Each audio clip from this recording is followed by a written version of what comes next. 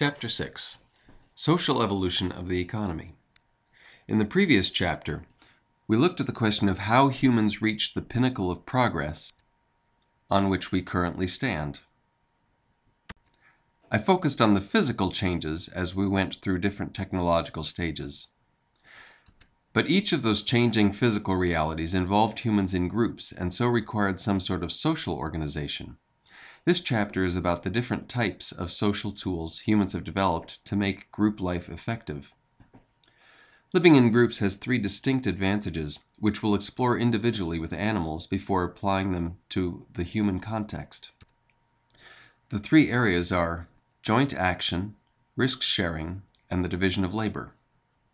In the case of the division of labor and joint action, a group has to answer the question, who does what? In all three cases, the group has to answer the question, who gets what?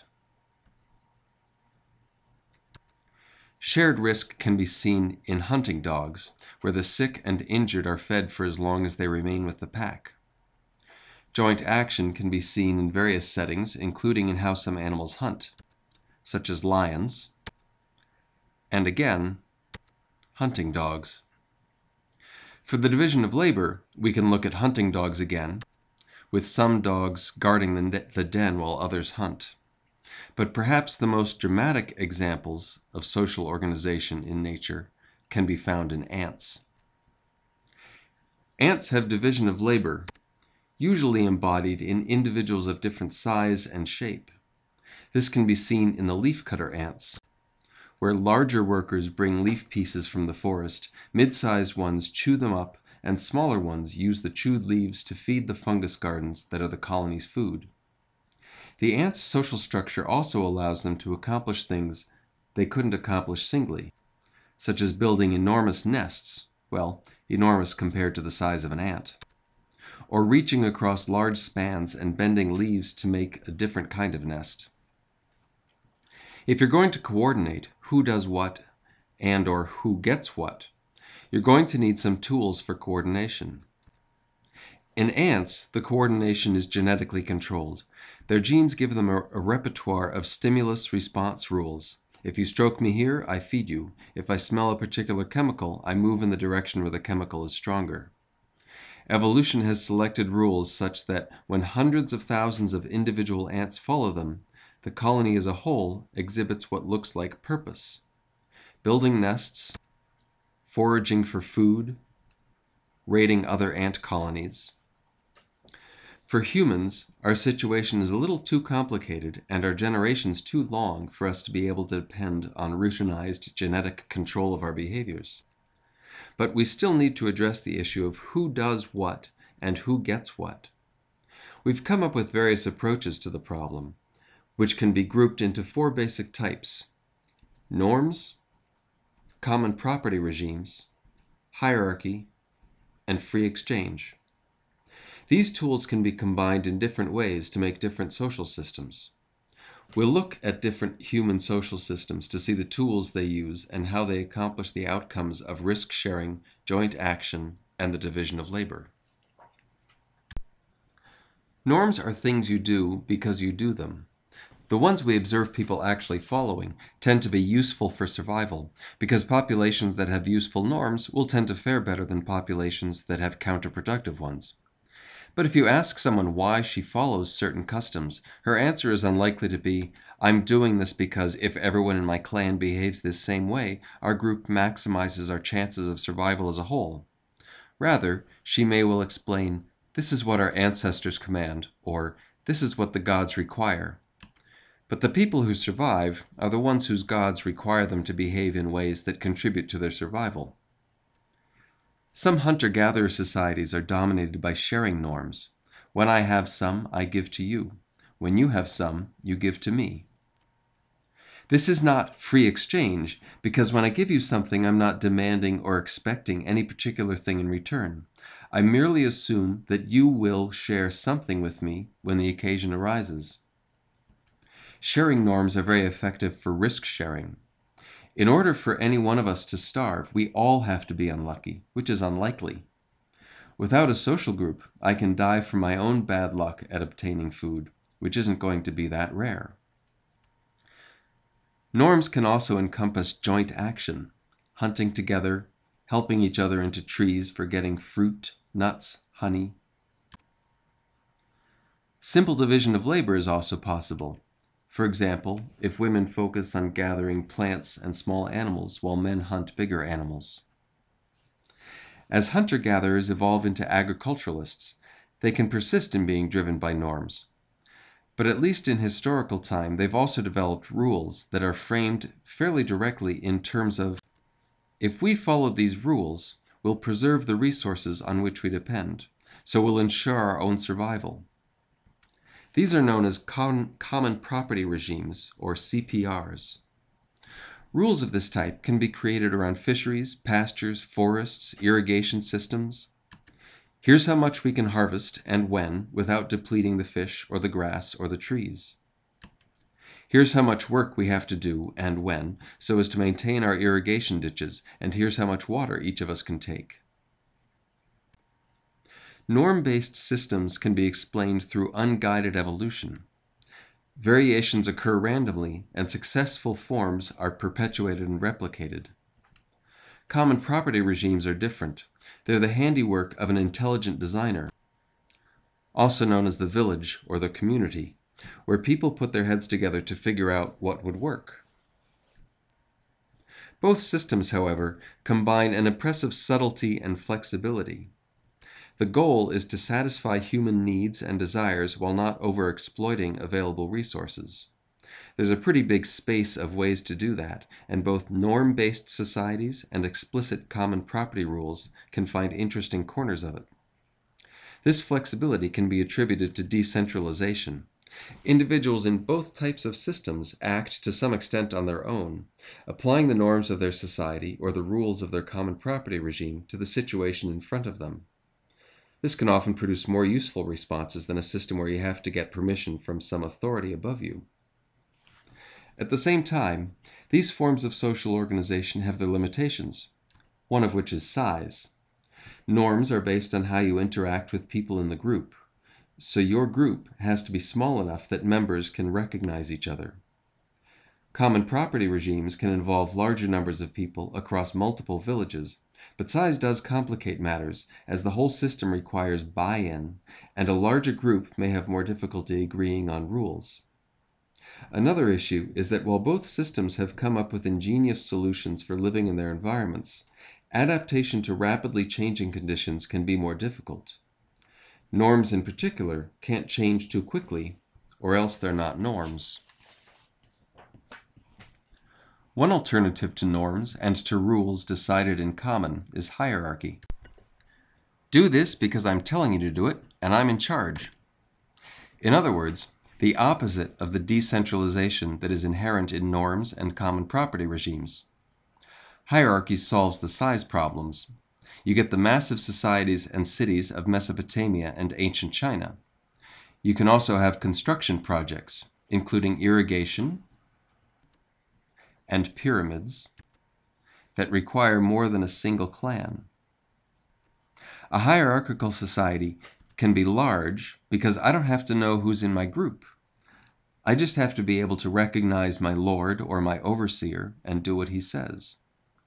The guy above me has a guy above him, and so on.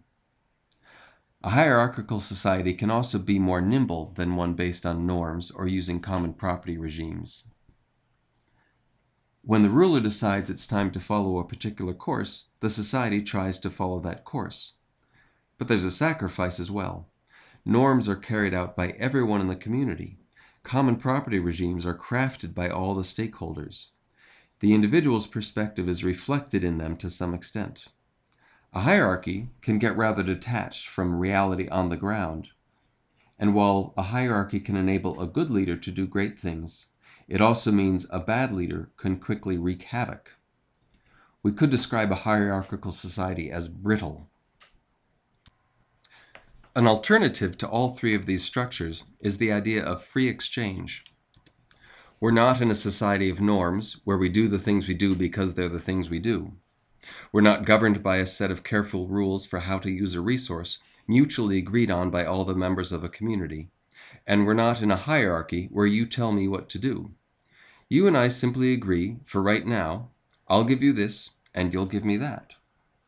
If we leave it at that, we're talking about barter, the exchange of one good or service for another good or service.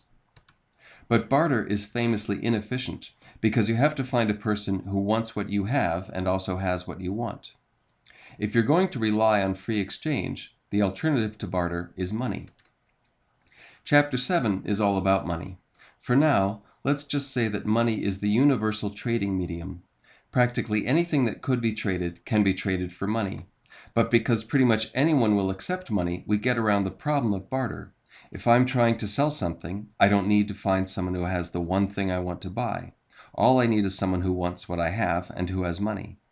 Similarly, when I'm trying to buy, I don't need a seller who wants what I have, but can trade with anyone who has what I want. So let's step back and think about how free exchange with money relates to our other tools, norms, CPRs, and hierarchies. First, money transcends the size limitations of a society based on norms of sharing. Instead of only sharing with people in my community, I can confidently trade with anyone who brings money to the table. Second, it represents claims on stuff that are independent of your status. A medieval lord obtained some of the peasants' grain and some of their labor because he's their lord. With money, anyone can obtain other people's goods, as long as the price is right. And you don't have to be a priest bureaucrat at a Mesopotamian temple in order to coordinate other people's labor. You just need enough money to pay them. The implication is that money can allow the decentralized coordination of a very large and complex society.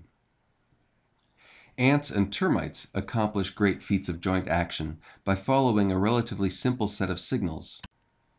When I detect a certain chemical, I go try to find more of it. When there's a raid on the nest, I pick up the larvae and move them.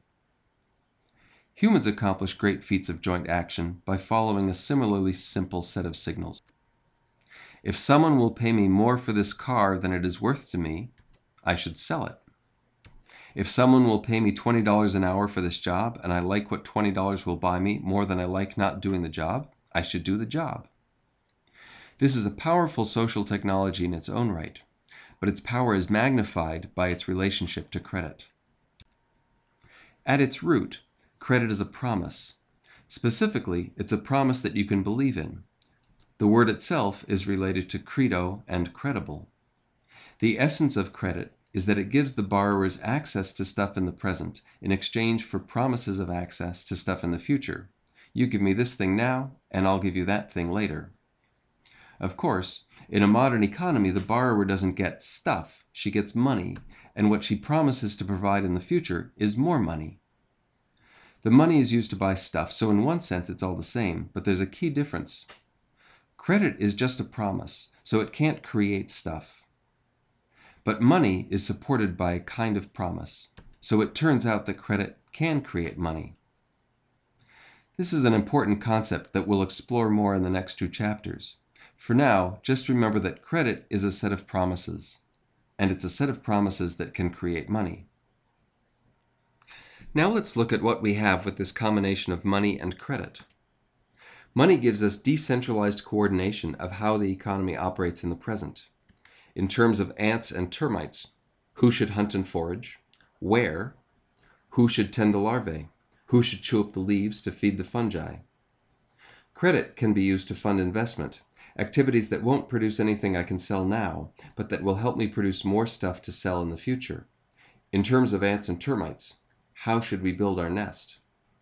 In other words, money and credit together provide decentralized coordination, not just of the economy's operation in the present, but of investment expenditure, the process that shapes the economy's evolution. Together, money, credit, and markets are a very powerful set of social technologies. Given how powerful they are, and how unique they are to humans, it's understandable that economics spends a lot of time on money and credit and the markets in which they function. But those other types of coordinating mechanisms are still around, and they still play some important roles. All sorts of day-to-day interactions are governed by norms, and there are aspects of government that are inherently hierarchical, even in a democracy, and corporations are private hierarchies. So even though we'll be spending some time on money and markets, don't fall into the trap of thinking that the economy is the same as markets. With that reminder, let's recap where we've been. Various species of animals have prospered by solving the social problem. Their evolutionary path has gifted them with a way of usefully coordinating their behaviors. Genes of the individuals in coordinated groups were more likely to end up in subsequent generations than genes of individuals where such coordination was absent. The problem has always been how to usefully coordinate behaviors of individuals, for humans just as for other animals. Faced with this problem, humans have drawn on our large cognitive capacity and our linguistic ability to create cultural tools for coordination. As our physical technologies have changed, they have presented new social problems to be solved and enabled new approaches to solving them. And so we have proceeded, roughly, from norms through hierarchies to market-based societies, our social structures evolving along with our physical technologies. Chapter 7 will be all about money.